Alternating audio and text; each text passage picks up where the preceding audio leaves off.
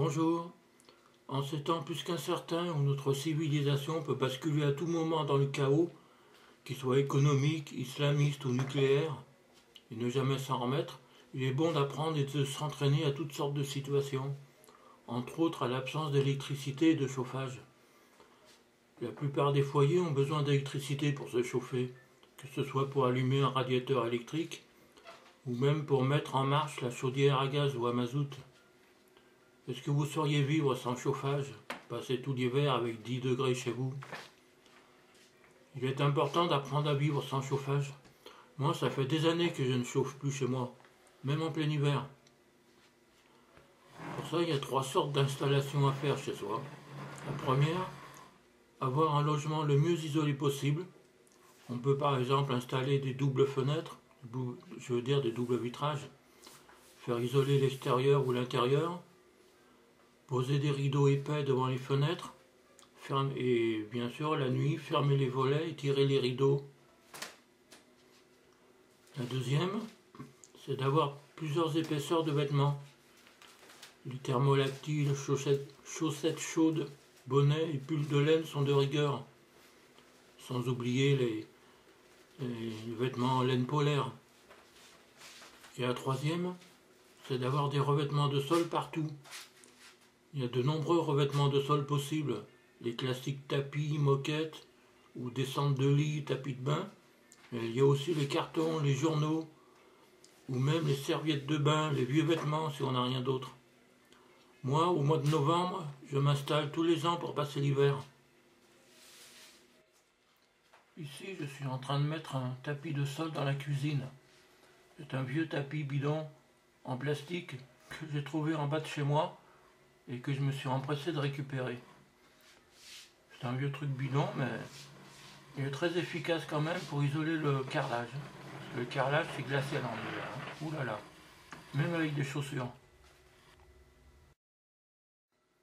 L'aération de l'appartement se fera de préférence en début d'après-midi, période de la journée où il fait le moins froid.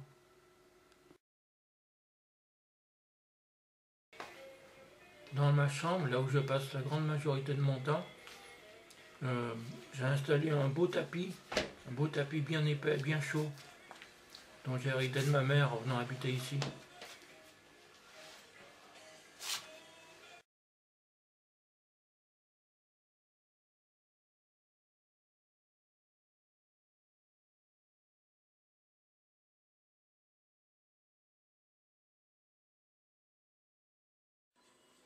On voit ici le deuxième bout du tapis de la cuisine que j'ai mis dans une partie du couloir.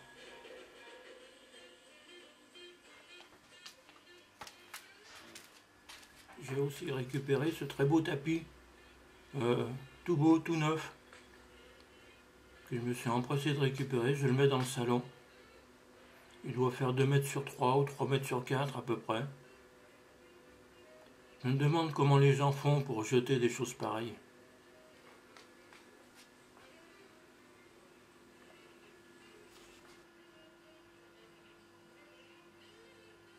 Une bonne descente de lit au pied du lit, c'est toujours très efficace. J'ai récupéré il y a quelques années un grand paquet une grosse quantité de carrés de moquettes d'environ 40 ou 50 cm de côté. Je les installe dans les couloirs chez moi.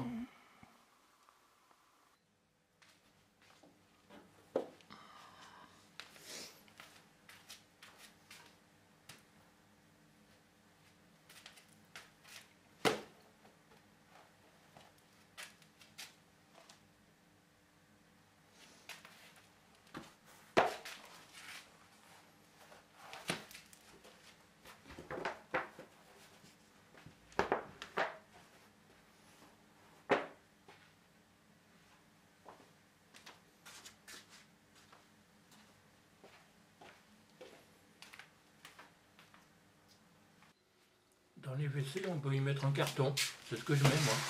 On peut aussi y mettre un petit tapis, si on trouve un tapis à la bonne dimension. Dans la douche, je mets une simple serviette de bain étalée par terre.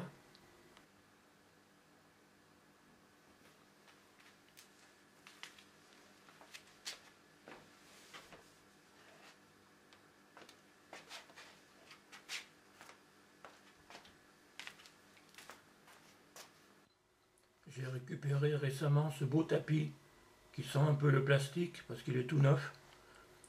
Et on peut le mettre par exemple dans une chambre.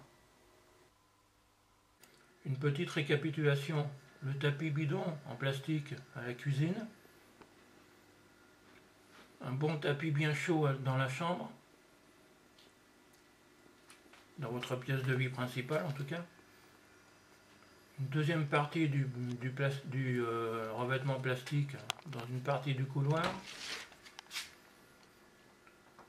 Un carton dans les WC. Bon, j'allume pour qu'on y voit un peu plus clair, voilà. Même si c'est pas très utile.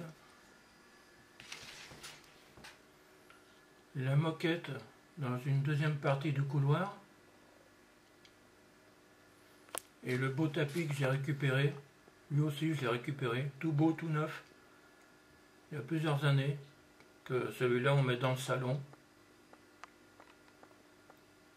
Moi j'y vais pas dans le salon, mais c'est pour ça que je le laisse ici. Des descentes de lit dans les chambres.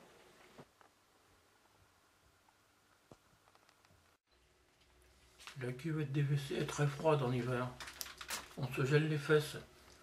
Aussi j'ai trouvé une bonne idée, c'est d'entourer chaque côté de la cuvette, comme vous le voyez, d'un linge. Mais comment ça s'appelle? Pas un torchon, hein, une bonne serviette de bain épaisse. Et avec ça, vous voyez, vous en mettez une à droite, une à gauche. Les deux comment ça s'appelle? Les deux bords de la serviette dépassent à l'extérieur des WC, tombent à l'extérieur. Vous en mettez une à droite, une à gauche, et ainsi, en vous asseyant, tout de suite vous avez les fesses bien au chaud. Là c'est impeccable, hein. Faites l'essai, vous verrez. Mettre de nombreuses épaisseurs de vêtements, c'est important aussi pour se tenir chaud. Regardez, moi j'ai mis un t-shirt, une première épaisseur, une deuxième épaisseur avec un pull, une troisième épaisseur avec un deuxième pull,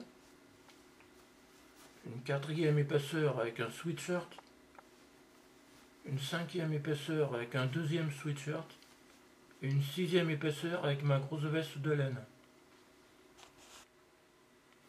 Sans oublier qu'on peut mettre aussi un bonnet, très efficace, ainsi qu'une double paire de chaussettes, et même 2 pantalons.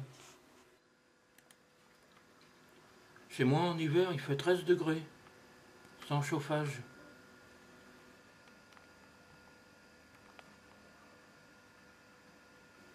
Allez, à la prochaine fois si on a encore le temps. Sauf qu'il peut, planquez-vous tous et bonne chance.